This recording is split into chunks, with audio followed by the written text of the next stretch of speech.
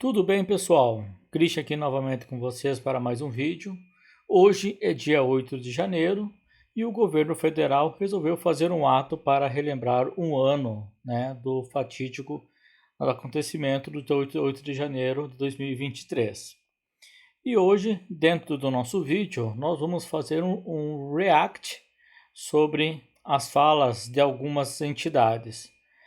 Nesse nosso primeiro vídeo, nós vamos fazer a análise do pronunciamento do atual presidente do TSE e ministro do Supremo Tribunal Federal, Alexandre de Moraes. Bora lá!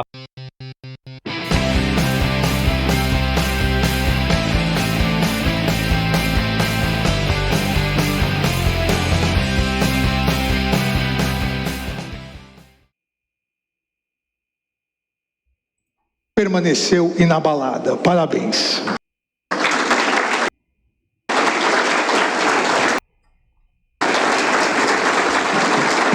Hoje também é o momento de reafirmar para o presente. Reafirmar que somos um único país. Somos um único povo. E que a paz e a união de todos os brasileiros e brasileiras devem estar no centro das prioridades dos três poderes e de todas as instituições. Mas o fortalecimento da democracia não permite confundirmos paz e união com impunidade, apaziguamento ou esquecimento.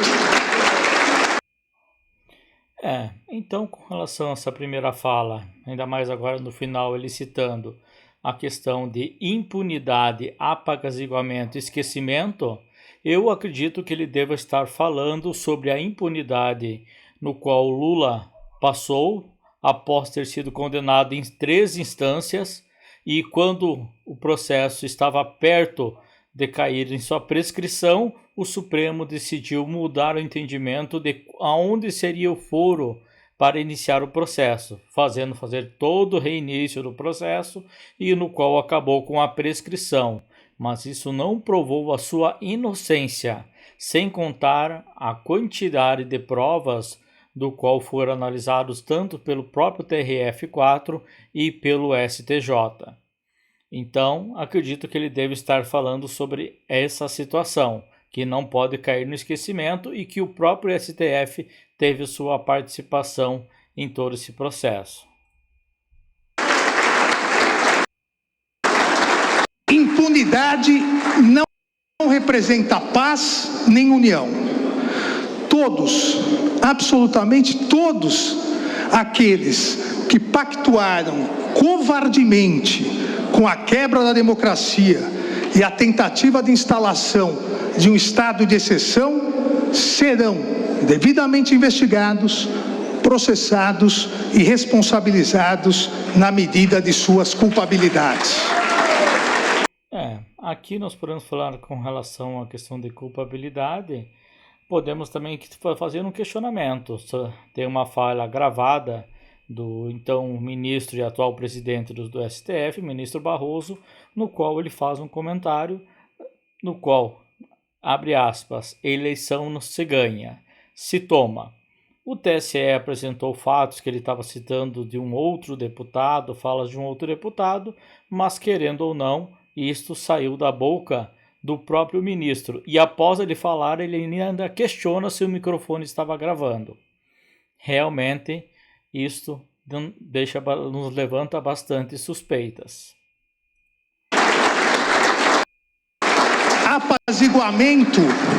Apaziguamento também não representa paz nem união.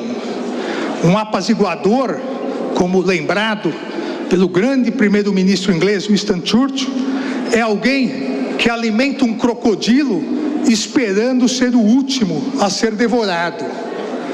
A democracia brasileira não admitirá a ignóbil política do apaziguamento, cujo fracasso histórico já foi amplamente demonstrado na tentativa de acordo do então primeiro-ministro Chamberlain com Adolf Hitler.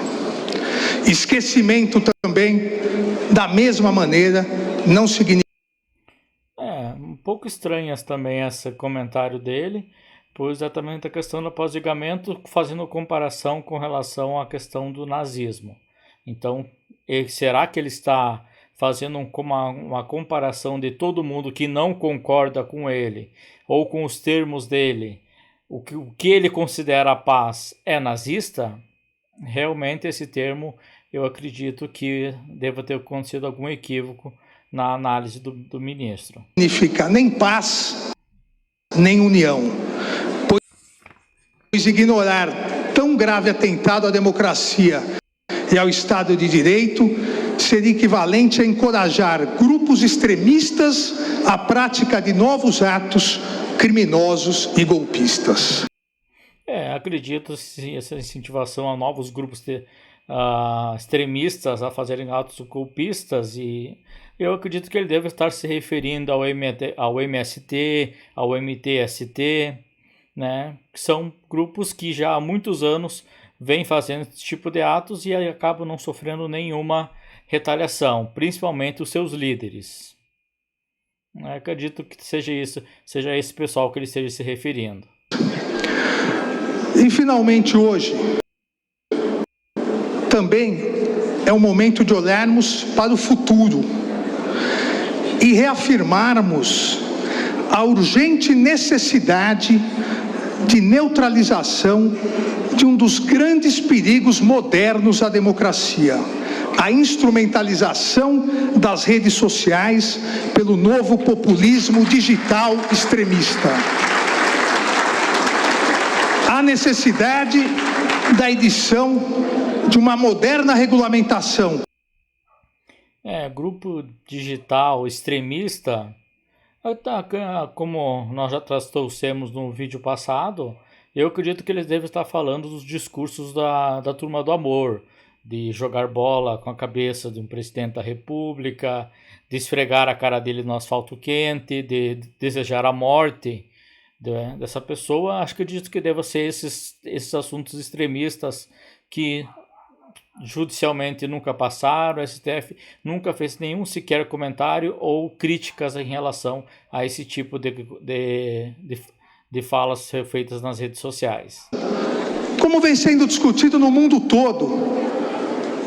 todo democrático, e como recentemente aprovado na União Europeia, no Canadá, na Austrália, as recentes inovações em tecnologia de informação, o acesso universal às redes sociais, com o agigantamento das plataformas, as Big Techs, amplificado em especial com o uso da inteligência artificial, essas recentes inovações potencializaram a desinformação premeditada e fraudulenta, amplificaram os discursos de ódio e antidemocráticos. A ausência de regulamentação e a inexistente responsabilização das plataformas, somadas à falta de transparência na utilização da inteligência artificial e dos algoritmos, tornaram os usuários suscetíveis à demagogia e à manipulação política, possibilitando a livre atuação desse... Acredito a manipulação política, acredito que ele deve estar citando do recente escândalo envolvendo a empresa Mind8. Acredito que deva ser sobre esse ponto que ele deve estar levantando. Novo populismo digital extremista e de seus aspirantes a ditadores. A preocupação com a captura furtiva da vontade do eleitorado é um problema atual discutido não só no Brasil, discutido em todas as democracias. É necessário maior transparência dos critérios utilizados nesse direcionamento de mensagens, para evitar manipulações e para a redução dos riscos para a democracia. Esse maléfico e novo populismo digital extremista evoluiu na utilização dos mesmos métodos utilizados pelos regimes nazista e fascista no início do século XX. acredito que ele deva estar ele citando o sistema nazista e fascista, que, claro, ambos devem ser veementemente criticados, mas esquece que ele também esquece que também existiu um chamado regime comunista que também aplicou esse tipo de prática. Mas deve estar um pouco problema a questão na memória. Com o aprimoramento da divulgação de notícias fraudulentas, com patente corrosão da linguagem, na substituição da razão pela emoção, no uso de massiva desinformação, no ataque e tentativa de destruição da imprensa livre, da mídia séria e da justiça, como ocorreu exatamente no Brasil. Por mais de uma década, essa instrumentalização foi realizada por esses extremistas digitais ligados a agentes políticos, sem que os democratas percebessem o potencial de...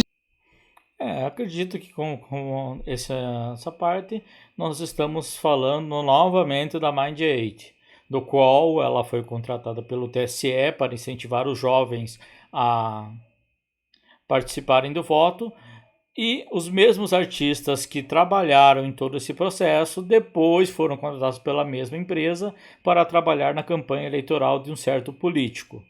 Realmente envolve toda essa influência, essa manipulação política por essas entidades que utilizam as redes sociais. Realmente é muito bem lembrado, ministro.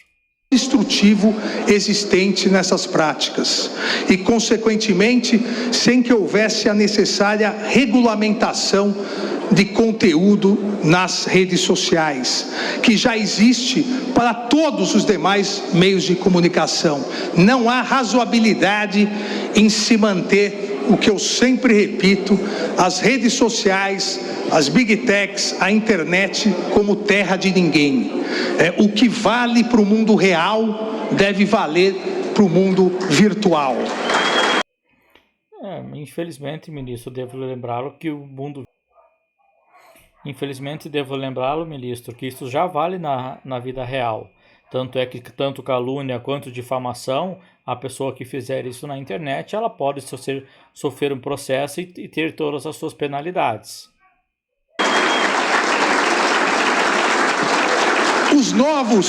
Os novos populistas digitais extremistas, inimigos da democracia, inimigos do Estado de Direito, instrumentalizaram as redes sociais, como nós vimos aqui exatamente há um ano atrás.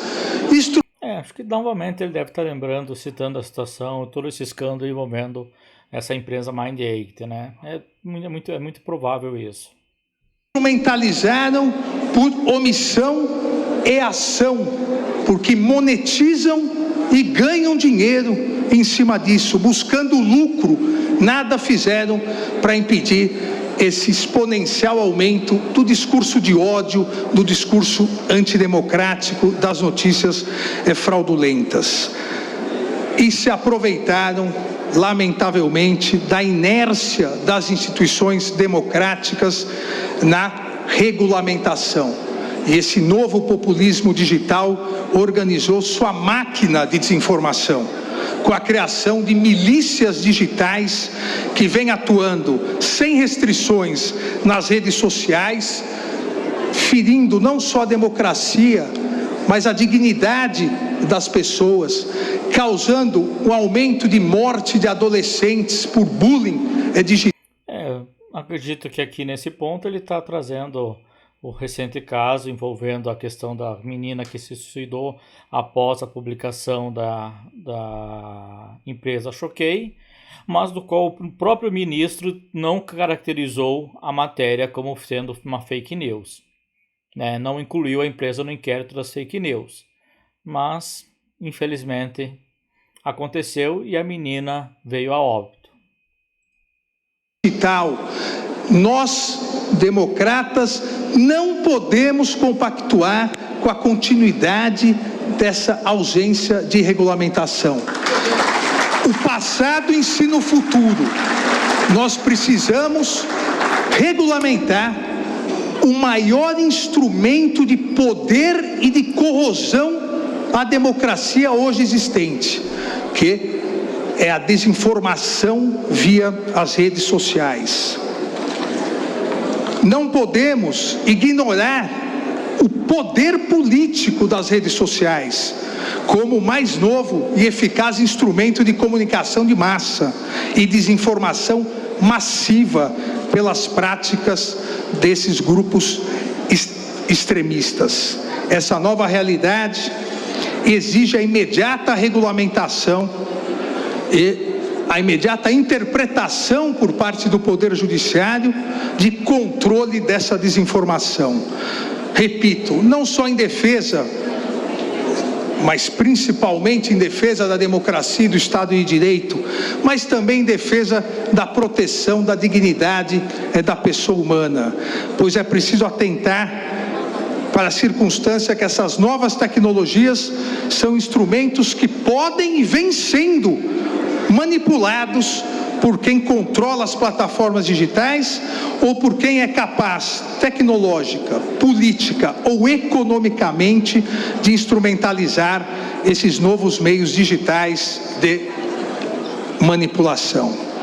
Tenho absoluta certeza que na defesa incansável da democracia saberemos aprender as lições do passado, aplicando-as no presente e evitando que novas tentativas de golpe ocorram no futuro. Obrigado e viva a democracia! Então, pessoal, analisando esse discurso do ministro, nós vemos aqui vários pontos bastante controversos com relação às suas falas e às suas atitudes como ministro. Lembrando que função de ministro do Supremo é guardar a Constituição. E os ministros da nossa Suprema Corte, eles estão envergonhando a instituição, pois eles vêm rasgando dia após dia textos, artigos e até mesmo páginas inteiras da Constituição. Posso citar aqui alguns dos exemplos. Ministra Carmen Lúcia, no TSE, aprovando a censura, o que é proibido pela Constituição. O jornalista Rodrigo Constantino teve suas contas bloqueadas por ordem do TSE, sendo que ele não tem foro privilegiado, então não caberia ao Supremo Tribunal Federal fazer todo esse processo, deveria começar lá na primeira instância. E temos várias outras situações no qual a nossa Suprema Corte vem tentando entrar também na parte que envolve o legislativo, querendo legislar sobre, por exemplo, o aborto. Então são vários pontos em que o STF está fugindo da sua função constitucional. E eu lhe peço, ministro, por favor, sei que a Vossa Excelência é uma pessoa inteligente, capaz e tem como fazer um bom trabalho como ministro da Suprema Corte, mas você deve focar naquilo que é sua responsabilidade. As redes sociais têm seus problemas? Tem, mas vocês colocam apenas como se a direita fosse o problema para a democracia. Só que existe tanto fake news, tanto da direita quanto da esquerda. Só que tanto ministros como os políticos do Brasil apenas querem focar e querem demonizar o pessoal da direita. E isso é errado. Por favor, ministro, eu peço que o senhor reflita sobre esse assunto. Muito obrigado a todos que ficaram conosco até aqui e até o próximo vídeo.